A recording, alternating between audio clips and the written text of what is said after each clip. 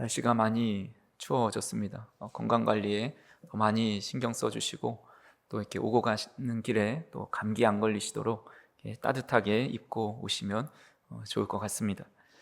우리가 알고 있는 성경은 총 66권입니다. 우리는 이것을 정식 성경이라 해서 정경이라고 부르죠.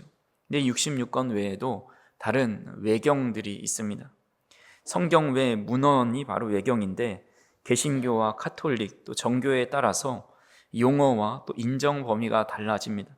우리 개신교에는 정경 밖에 있는 책들을 외경이라고 부르고 카톨릭과 정교회는 이 책들을 제2의 경전이라고 부릅니다.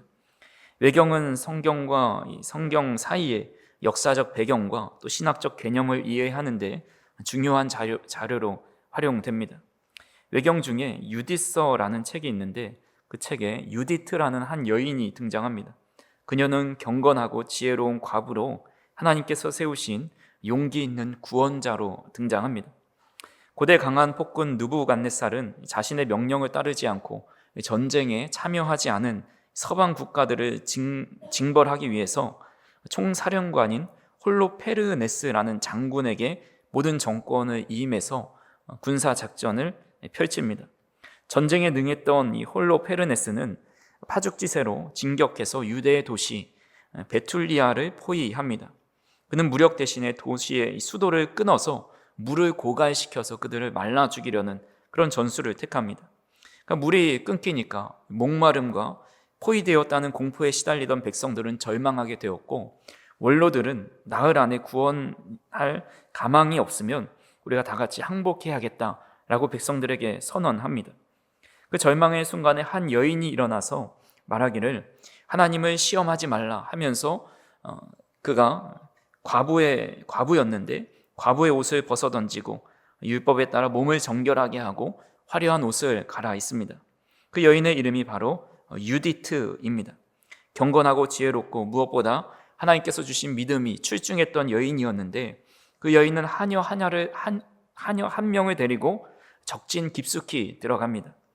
홀로 페르네스 장군은 이 절세 여인을 보자마자 마음을 빼앗깁니다. 한마디로 한눈에 반하게 된 것이죠. 그래서 유디트는 홀로 페르네스에게 가서 곧 유대 백성들이 하나님을 배반할 것이고 그때를 틈타서 당신이 쉽게 그 성을 정복할 수 있을 겁니다. 그러니까 잠깐만 우리가 대기하시면 그들이 스스로 백기를 들고 투항하게 될 겁니다 라는 말을 전합니다. 만약에 다른 사람이 이런 말을 전했다고 한다면 한 번쯤 의심할 법하겠지만 이미 장군은 마음이 뺏겨서 홀로페르네스가 그녀에게 마음을 뺏겨서 방심을 하게 됩니다. 그래서 그는 유디트를 곁에 두고 잔치를 며칠 동안 벌이면서 모든 경계심을 잃어버립니다. 그리고 나흘째 되는 밤에 그는 유디트를 위한 연회를 열고 술에 깊이 취해서 깊은 잠에 빠집니다. 그때의 장면을 상상해서 그린 그림들이 있는데 그 중에 하나가 화면에서 보시는 것과 같은 얀데 브라이의 유디트와 홀로페르네스라는 그림입니다. 이 그림을 보시면 이 그림은 이제 네덜란드의 암스테르담 국민미술관에 전시되어 있는데 이 그림을 보시면 어둠 속에서 한 여인인 이 유디트가 홀로페르네스의 칼을 들고서 단호한 표정으로 이제 목을 내리치려고 준비하고 있습니다. 그 옆에 데려갔던 하녀가 이 결단의 순간을 눈 하나 깜빡하지 않고 유심히 지켜보면서 그 일을 하게 됩니다. 그래서 이 유디트서에 따르면 그는 2번 칼을 내리쳐서 거대한 제국의 장수 홀로페르네스의 목을 쳤고 하녀는 그가 준비해간 그 바구니에 그의 머리를 담아서 몰래 진영을 빠져 나왔다라고 이야기합니다. 그래서 그렇게 돌아오는 장면도 그림으로 그렸는데 이 그림은 보티첼리라는 화가가 그려서 우피치 미술관에 전시되어 있다고 합니다. 이 그림의 제목은 베툴리아로 돌아오는 유디트라는 제목입니다.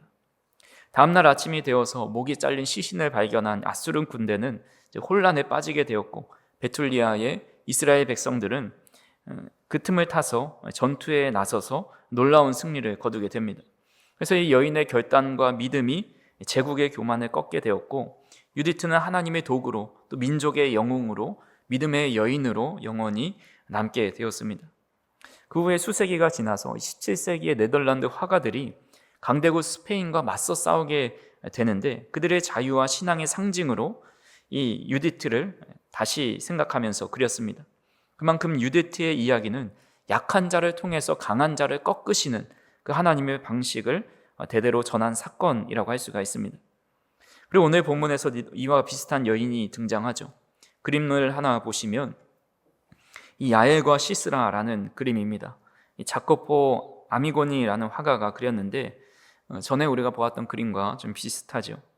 오늘 성경의 텍스트를 생생하게 그림으로 잘 표현해 놓았습니다. 이 사진에 보이는 이 망치와 이 대못을 들고 있는 사람이 야엘이고 누워 있는 사람이 이 장수입니다. 근데 이 그림을 보시듯이 아주 생생하게 잘 그려 놓고 있는데 사실 야엘이라는 인물은 성경에서 사사기에 단 한 번만 등장하는 인물입니다. 그리고 그는 사사도 아니었고 지도자도 아닌 평범한 한 사람의 아내였습니다.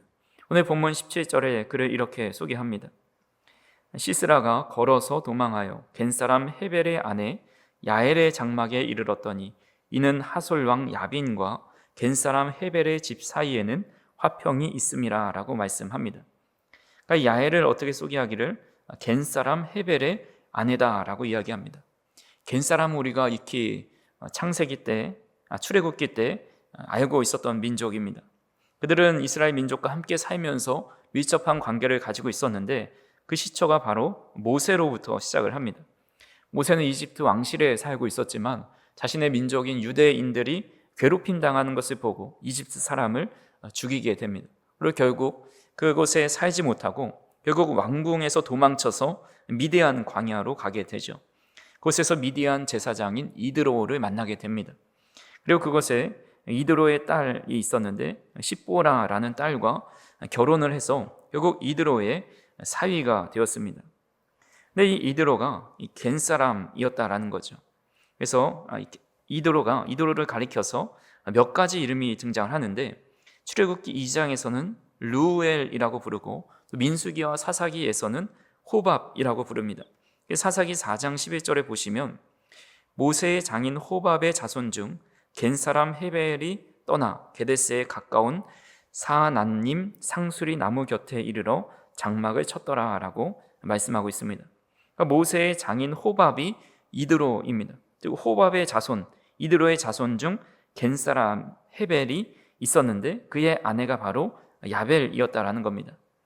즉 야엘은 유대인도 아니었습니다. 그런 여인이 오늘 이렇게 놀라운 일을 하게 되었고 이 같은 인물 이 사사였던 드보라가 그를 얼마나 칭송하며 높였는지 야엘을 향해서 이렇게 고백하고 있습니다.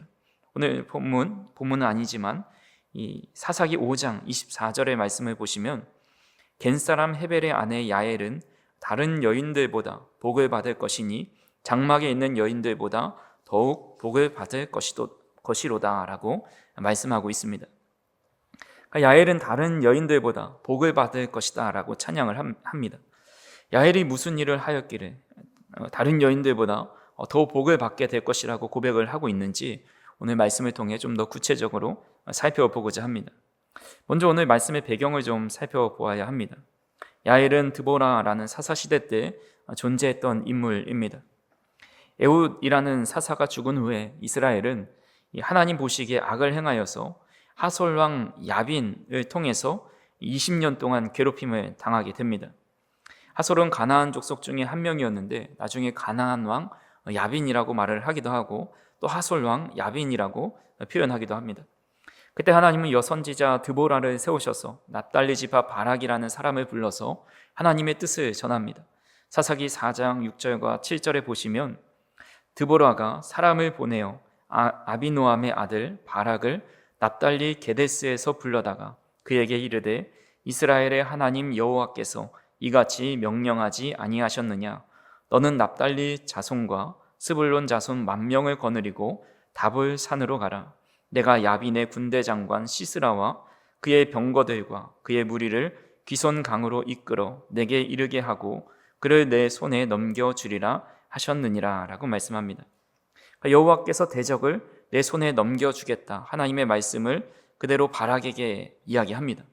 바락이 이 이야기를 듣고 내가 만군의 여호와의 이름을 가지고 주님이 주신 능력을 가지고 전장에 나가겠습니다 라고 이야기했으면 좋았을 텐데 그는 두려운 마음이 있었습니다.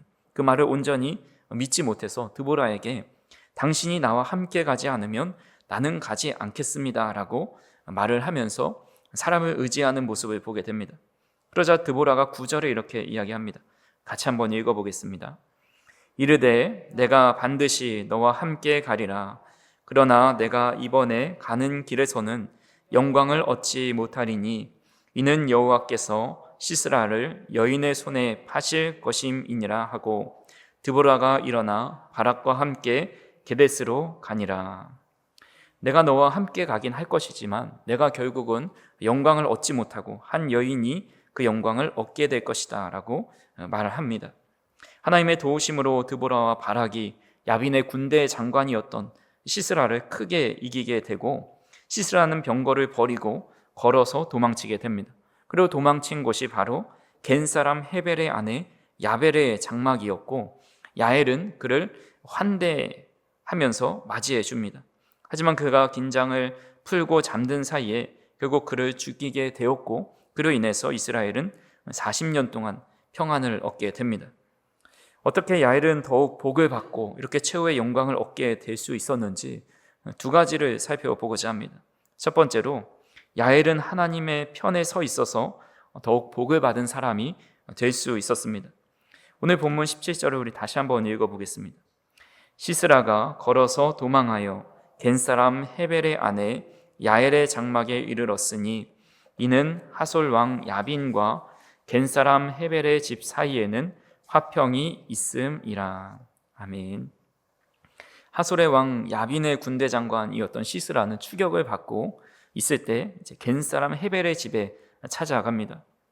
시스라가 겐 사람 헤벨의 집에 찾아간 이유에 대해서는 오늘 본문의 17절에 밝히고 있습니다. 평소에 하솔 왕 야빈과 헤벨의 집안 사이가 좋은 관계였다라는 겁니다. 왕래가 있었다라는 것이죠. 그러니 자연스럽게 그의 군대 장관이었던 시스라도 서로 알고 지낸 것 같습니다. 그래서 다급할 때 도망하다가 그곳에 가서 몸을 숨기게 됩니다. 본문에선 야엘의 남편과 하솔 왕 야빈이 서로 화평했다라고 이야기는 하지만 사실 평등한 관계는 아니었을 것이다 생각이 됩니다.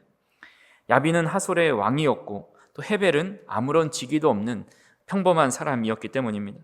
그렇게 아마 헤벨이 야빈에게 잘 보이려고 했던 그런 관계가 아니었을까를 상상할 수 있습니다.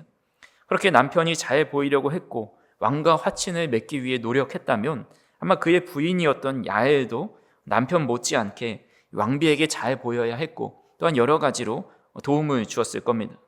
그래서 야엘은 이때 시스라를 잘 영접하고 안전하게 그의 고국으로 돌려보낸다면 아마 그 둘의 관계는 더 견고해질 것입니다. 하지만 야엘은 남편의 편을 든 것도 아니고 하솔 왕의 편도 들지 않았습니다. 야엘이 시스라를 환대하는 것 같아 보였지만 그녀는 남편의 동맹을 깨고 권력의 중심이었던 하솔 왕과 등을 졌습니다. 대신에 어떤 불이익이 찾아오고 이후에 보복이 있을지 모르지만 그것을 생각하지 않고 하나님 편에 서서 하나님의 뜻을 이루는 모습을 보게 됩니다. 링컨이 겪었던 매우 유명한 일화 중에 이런 이야기가 있죠. 미국이 남북 전쟁 당시에 링컨이 이제 북군에 있었을 때 그 북쪽 군대가 공경에 처하게 됩니다. 하루는 링컨의 안타까움을 보고 그의 보좌관들이 다가와서 링컨을 위로하죠. 대통령이요, 너무 걱정하지 마십시오. 우리가 하나님께 우리 북군의 편이 되어달라고 간절히 기도하겠습니다. 그렇게 이야기하자 링컨은 오히려 말을 합니다. 절대 그렇게 하지 마십시오. 만약에 그대들이 하나님께 기도하려거든 하나님께서 북군의 편에 서기를 기도하지 말고 우리 북군이 하나님 편에 설 수 있도록 기도해 주십시오라고 말하면서 이런 유명한 말을 남겼죠. 하나님이 우리 편인지 아닌지 나는 관심이 없다. 나의 가장 큰 관심은 내가 하나님의 편에 서는 것이다 라는 유명한 말을 했습니다. 링컨의 관심은 전쟁의 승패에 있는 것이 아니라 자신이 하나님 편에 서서 하나님 뜻대로 행하고 있는가에 더 관심이 있었습니다. 그렇게 하나님 편에 서 있다면 하나님 편에 선 사람은 그 누구도 대적할 수 없고 하나님께서 가장 선한 길로 인도하신다고 믿었기 때문입니다. 성경은 하나님 편에 섰을 때 얼마나 큰 은혜와 능력이 나타나는지 잘 알려줍니다. 로마서 8장 31절에 보시면 그런즉 이 일에 대하여 우리가 무슨 말 하리요? 만일 하나님이 우리를 위하시면 누가 우리를 대적하리요? 라고 말씀합니다. 또한 시편 118편 6절에서 9절에 보시면 여호와는 내 편이시라 내가 두려워하지 아니하리니 사람이 내게 어찌할까? 여호와께서 내 편이 되사 나를 돕는 자들 중에 계시니 그러므로 나를 위협하는 자들에게 보응하시는 것을 내가 보리로다. 여호와께 피하는 것이 사람을 신뢰하는 것보다 나으며 여호와께 피하는 것이 고관들을 신뢰하는 것보다 낫도다라고 고백하고 있습니다. 하나님 편에 서 있다면 누구도 그 사람을 대적할 수 없고 어떤 사람보다 어떤 고관들을 신뢰하는 것보다 하나님께 피하고 하나님께 서는 것이 결국 최후의 영광을 얻게 되는 방법이다라는 말씀입니다. 야엘은 세상의 권력이냐 하나님의 편이냐 이 두 질문 앞에 머뭇거리지 않았습니다. 그녀는 하나님 편에 섰고 하나님은 그 결단에 책임지셨습니다. 그리고 그녀의 이름은 영원히 복된 여인으로 기록되었습니다. 이것은 너무나 단순한 진리이고 우리 신앙생활에 아주 중요한 원리입니다. 하나님 편에 선 사람은 하나님이 책임져 주시고 결국 가장 복을 받은 존재가 됩니다. 그래서 성경의 수많은 인물들이 어려운 중에도 하나님 편에 섰더니 결국 승리하게 하시고 하나님의 크신 복을 누린 반면에 이 세상의 물질과 권력의 편에 섰을 때 결국 하나님의 심판을 받게 되는 것을 보게 됩니다. 우리가 지난주에 살펴보았던 다니엘도 바벨론의 포로로 끌려갔을 때 왕의 음식과 포도주를 거절합니다. 그는 왕의 명령보다 하나님의 율법을 더 귀하게 여겼습니다. 또한 왕의 금신상 앞에 절하라는 명령 앞에서도 나는 하나님만 섬기겠다는 표현으로 창문을 열고 하나님께 기도하였습니다. 그 결과 사자굴에 던져졌지만 하나님께서 그를 지켜주셨고 또한 그의 믿음은 바벨론의 왕까지 감동시키게 됩니다. 요셉은 형들에게 버림받았고 보디발의 아내에게 누명을 써서 감옥에 gat히게 되었습니다. 요셉은 어떤 순간에도 철저히 하나님 편에 섰고 결국 애굽의 총리가 되어서 하나님이 예비하신 구원의 통로가 될 수 있었습니다. 반대로 하나님 편에 서지 못한 사람들도 나옵니다. 사울 왕은 처음에는 겸손했지만 점점 백성의 시선과 명예를 더 의식합니다. 하나님의 영에 사로잡혀야 하는데 악한 영에 사로잡혀서 결국 왕권도 유대 지파로 넘어가고 비참하게 전사하게 되는 것을 보게 됩니다. 또한 가룟 유다도 예수님을 가장 가까이서 따르던 제자였지만 그의 마음은 늘 물질에 가 있었습니다. 결국 그는 돈과 권세의 편에 서서 진리이신 예수님을 팔아 넘깁니다. 그의 결말은 스스로 목숨을 끊는 비극으로 끝났고 또 악의 중심으로 가장 불행한 자로 남겨지게 되었습니다. 저 우리 성도님들도 마찬가지입니다. 우리는 다 답을 알고 있습니다. 하나님 편에 서면 무조건 승리하게 되고 하나님께서 선한 길로 인도하신다라는 사실을 알고 있습니다. 너무나 당연한 선택을 해야 함에도 그러지 못할 때가 우리 가운데 있다라는 겁니다. 저 우리 성도님들도 너무 쉬운 선택을 놓고 때로는 힘들게 고민할 때가 있습니다. 하지만 우리가 반드시 기억해야 할 것은 하나님을 선택할 때에 하나님은 그의 길을 인도하여 주시고 하나님 편에 설 때에 하나님께서 그 뜻을 이루어 준다라는 사실을 깨닫고 언제나 하나님 편에 서 계시는 저 우리 성도님들이 되기를 간절히 소망합니다. 두 번째로 야엘은 기회를 놓치지 않고 믿음으로 순종했기에 복을 받을 수 있었습니다. 야엘은 자신의 장막에 찾아온 시스라의 경계심을 풀기 위해서 극진히 대접합니다. 18절에서 사사기 4장 18절에서 20절에 보시면 야엘이 나가 시스라를 영접하며 그에게 말하되 나의 주여 들어오소서 내게로 들어오시고 두려워하지 마소서 하매 그가 그 장막에 들어가니 야엘이 이불로 그를 덮으니라.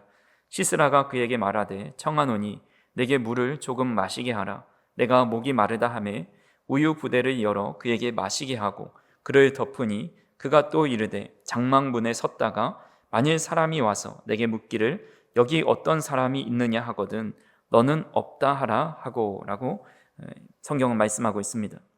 야엘은 시스라를 반갑게 영접하면서 나의 주여 어서 들어오소서라고 말을 합니다. 여기서 나의 주여라는 말은 히브리어로 아도나이란 뜻입니다. 주님, 주인, 지배자란 뜻이죠. 그러니까 야엘은 사람에게 할 수 있는 최고의 존칭을 쓰면서 나의 주인이시여, 지배자이시여, 어서 들어오십시오, 두려워하지 마십시오라고 그를 환대해주고 있습니다. 목숨을 겨우 부지하고 돌아와 두려워 떨고 있는 그를 이불로 따뜻하게 덮어줍니다. 시스라는 목이 마르니 물을 달라 했을 때 야엘은 물보다 더 귀한 우유를 대접합니다. 뜨겁고 포근한 우유 한 잔은 전쟁으로 긴장하고 있었던 그의 마음을 풀어 놓았고, 또 이내 피곤에 눌려서 이제 졸음이 쏟아지기 시작합니다. 시스라는 점점 눈을 감으면서 졸음이 몰려올 때에 이렇게 말을 하죠. 장막문에 서서 망을 좀 봐라. 누가 와서 나를 찾거든 보지 못하였다. 아무도 없다라고 말해달라고 부탁을 했고, 야엘은 고개를 끄덕이면서 알겠습니다, 안심하소서라고 말을 하고 시스라는 깊이 잠이 들게 됩니다. 어떻게 보면 우연히 일어난 것 같지만, 또한 갑작스럽게 일어난 것 같지만, 야엘은 그 기회를 놓치지 않았고, 또한 이 일은 그가 갑작스럽게 맞이한 것이 아니라 하나님께서 예비해 주신 것이다 라는 것을 우리는 알 수 있습니다. 하나님께서는 이미 그가 한 여인이 영광을 차지하게 될 것이다 라고 말씀하셨고, 이 여인은 그 기회가 찾아왔을 때, 하나님이 주신 그 기회를 맞이하게 되었을 때 고민하지 않고 그 믿음으로 하나님의 뜻을 이루게 되었다라는 겁니다. 성경에 보면 똑같은 기회가 찾아와도 그 기회를 붙잡는 사람이 있고 놓쳐버리고 마는 사람도 있습니다. 예를 들어 룻과 오르바를 보면 나오미의 며느리로서 둘 다 불행한 일을 당했습니다. 둘 다 남편을 잃었고 과부가 되었고, 또한 시어머니와 함께 남게 되었습니다. 이 불행한 일을 당한 후에 어디에서 살 것인가 이 결정의 기로에 있을 때에 오르바는 모압 땅을 선택했고, 룻은 시어머니 나오미와 함께 베들레헴으로 돌아오는 선택을 하였습니다. 우연으로 보이지만 하나님께서는 그 섭리 가운데 보아스를 만나게 해주셨고, 새 출발을 하여서 다윗의 조상이 되어 예수님의 족보에 이름을 올릴 수 있는 그런 귀중한 여인이 되었습니다. 베드로와 가룟 유다도 똑같이 예수님의 제자로 부름받아서 3년 동안 함께 하는 축복을 얻었습니다. 둘 다 주님을 부인하는 큰 실수를 저지르기도 합니다. 가룟 유다는 예수님을 은 30세겔에 팔아버렸고, 베드로는 예수님이 고난받으실 때에 가장 그 힘든 순간에 예수님을 모른다 부인하였습니다. 그러나 그 이후에 둘은 완전히 다른 선택을 하게 됩니다. 베드로는 회개해서 돌이켰고, 그리고 주님께서 말씀하신 대로 교회의 초석을 놓는 아주 귀한 역할을 감당합니다. 그러나 유다는 회개하지 않고 스스로 목숨을 끊고 인생을 끝내는 불행한 인생으로 마무리하게 됩니다. 오늘 우리에게도 하나님이 주신 여러 기회들이 있습니다. 예수님을 선택할 수 있는 기회, 하나님 편에 설 수 있는 기회, 예배를 드릴 수 있는 기회, 하나님 나라의 무엇인가를 공헌할 수 있는 기회, 하나님의 뜻을 이룰 수 있는 기회들이 있습니다. 그런 기회가 찾아왔을 때 우리는 어떤 선택을 하느냐에 따라서 우리의 믿음과 삶이 달라지게 된다는 겁니다. 우리에게 하나님께 예배드릴 수 있는 시간이 주어졌다면 일말의 망설임도 없이 예배를 드리는 것을 선택하는 것이고, 우리에게 기도할 수 있는 기회가 주어졌다면 그 기도하는 기회를 놓치지 않는 것입니다.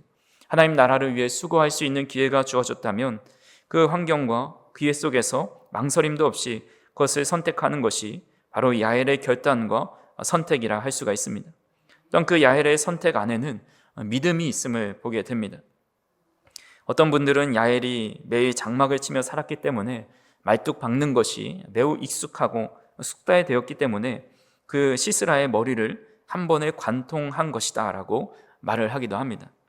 물론 매일까지는 아니어도 현대에 우리가 아파트에 사는 우리들보다 장막을 칠 일들이 많이 있었고 일상에 평범하게 사용하는 그런 도구였습니다. 하지만 야엘이 말뚝을 정확하게 잘 박을 수 있어서 그의 시스라의 머리를 단번에 꿰뚫 수 있었던 것이 아닙니다. 야엘이 장막에 자고 있었던 그 가나안 최고의 장수를 죽일 수 있었던 것, 그것은 결코 쉬운 일이 아닙니다. 아무리 그가 잠들어 있다 해도 매우 긴장한 상태여서 실수가 일어날 수 있습니다. 또한 망치를 내리치는 순간 그 장군이 살기를 감지해서 눈을 떴다고 한다면 그 계획은 실패하고 말 것입니다. 그녀는 누구를 죽여본 적이 없었고 전쟁에 나가서 전쟁을 치러본 적도 없습니다. 그저 집안에서 살림만 하던 여인이었습니다. 망치와 말뚝을 들고 시스라 앞에 섰을 때 얼마나 두렵고 손이 떨렸겠습니까? 하지만 그 어떤 두려움보다 하나님을 두려워했고 또 망치를 들고 섰을 때 하나님께서 그의 손을 붙잡아 힘을 주셔서 결국 시스라의 머리를 관통할 수 있게 되었다라는 것입니다. 다윗이 물맷돌을 돌려서 단 한 방에 골리앗의 이마의 명중에서 쓰러뜨립니다. 물론 다윗이 평소에 물맷돌 연습을 잘 해가지고 맹수들을 죽였던 경험들이 있습니다. 그만큼 잘 숙달되었기 때문에 이 골리앗을 명중을 시킨 것도 있지만 사실은 하나님께서 다윗이 골리앗 앞에 그 물맷돌을 들고 섰을 때 그와 함께 하셨고 그가 물맷돌을 던졌을 때 그 돌에 하나님께서 힘을 넣으셔서 골리앗을 한 방에 물리칠 수 있었던 것입니다. 다윗의 노력도 있었지만 그 안에 하나님의 힘이 없었다면 골리앗을 한 방에 무너뜨릴 수 없었다라는 겁니다.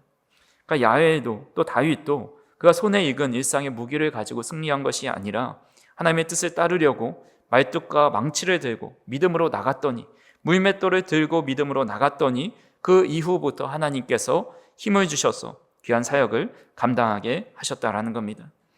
이스라엘 백성들이 요단강을 건널 때 믿음으로 한 발을 내디딜 때마다 물이 갈라졌습니다. 어린아이가 물고기 2마리와 보리떡 5개를 믿음으로 가지고 주님께 가지고 나왔을 때 주님께서 그것으로 5,000명을 먹이셨습니다. 베드로가 믿음으로 파도가 치는 갈릴리 호수에 발을 내디뎠을 때 그 바다 위에 설 수 있었습니다.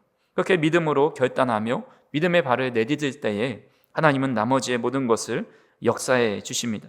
마태복음 6장 33절 같이 한번 읽어보겠습니다. 그런즉 너희는 먼저 그의 나라와 그의 의를 구하라. 그리하면 이 모든 것을 너희에게 더하시리라. 아멘. 우리가 믿음의 결단을 가지고 예배하고 또 하나님을 위한 선택을 하면서 나아갈 때에 하나님은 나머지의 모든 것을 인도하여 주시고 힘을 주셔서 우리를 가로막고 있는 대적을 능히 물리치고 승리하게 하신다라는 사실을 믿으실 수 있기를 간절히 소망합니다. 말씀을 정리합니다. 야엘은 어찌 보면 역사에 남지도 않을 이방 여인, 또 하나님께 복을 받을 수 없었던 이방 여인이었습니다. 하지만 그는 늘 하나님 편에 서 있었고 선택의 순간에 일말의 고민 없이 하나님의 기뻐하시는 일을 선택하였습니다. 저 우리 성도님들도 어떤 순간에도 하나님 편에 서서 과연 어떤 것을 선택해야 하나님께서 가장 기뻐하실까? 그것을 생각하며 어떤 선택지 속에서 주님이 기뻐하시는 선택을 해가며 살아갈 수 있기를 간절히 소망합니다. 때론 그 선택이 우리 삶에 때론 어려움이 오고 또 힘듦이 오지만 결국 그 선택을 통해서 하나님 편에 서 있는 사람에게 하나님을 위한 선택을 했을 때 하나님께서 모든 것을 더하여 주시고 누구도 능히 그것을 대적할 수 없다라고 말씀하신 것처럼 우리 또한 야훼처럼 늘 주님 안에서 믿음의 선택을 해 나가면서 하나님께서 우리의 삶을 이끌어 가시고 하나님의 뜻을 이뤄가는 것을 볼 수 있는 그런 믿음의 사람들이 다 될 수 있기를 간절히 소망합니다.